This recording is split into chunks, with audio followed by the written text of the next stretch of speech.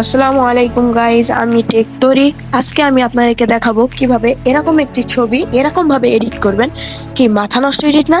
তো চলেন আমরা সোজাসুজি চলে যাই মোবাইল স্ক্রিনে। এখন আপনারা প্লে স্টোর ওপেন করবেন। প্লে স্টোর ওপেন করার পর সার্চে ক্লিক করে আপনারা সার্চ করবেন হাইপিক এই অ্যাপটি আপনারা ডাউনলোড করে নেবেন। আমার ডাউনলোড করা আছে, তো আমি ওপেন করছি। ওপেন করার সময় আপনাদের কাছে অনেক অ্যালাউ চাবে, অ্যালাউ বা স্টোরেজের অ্যালাউ, গ্যালারি অ্যালাউ আপনারা দিয়ে দিবেন। দেওয়ার পরে এরকম একটি ইন্টারপেজ ওপেন হবে। তো এখান থেকে আপনারা যে কোনো একটি ছবি সিলেক্ট করে নেবেন। তো আমি এই ছবিটি এডিট করবো, তো এটা সিলেক্ট করে নিচ্ছি। সিলেক্ট করার পর আপনারা এই যে অ্যাডজাস্ট এখানে ক্লিক করবেন। অ্যাডজাস্টে ক্লিক করার পর এখানে আপনারা এই যে ক্রপে ক্লিক করবেন।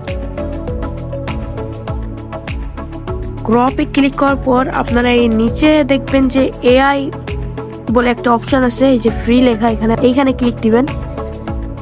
এইখানে ক্লিক করার পরে আপনারা এই যে এখানে একটা প্রম্পট লিখবেন।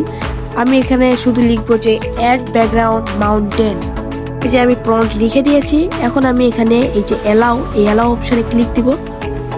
ক্লিক দেওয়ার পরে এই যে জেনারেটে আমরা ক্লিক দিব। জেনারেটে ক্লিক দেওয়ার কিছুক্ষণ ওয়েট করতে হবে আপনার। কিছুক্ষণ পরে আপনাদের এই ছবিটা ব্যাকগ্রাউন্ড রিমুভ হয়ে নতুন একটা ব্যাকগ্রাউন্ড এসে যাবে। তো আমি কিছুক্ষণ ওয়েট করে নিচ্ছি।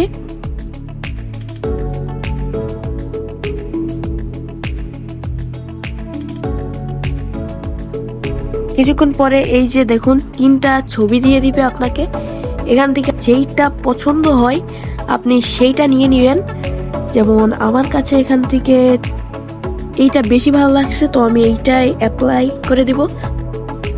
অ্যাপ্লাই করার পরে এখান থেকে টিকমারে ক্লিক করবেন। টিকমারে ক্লিক করার পরে আপনারা এই যে এক্সপোর্ট বলে একটা অপশন আছে উপরে, এই এক্সপোর্টে ক্লিক করবেন।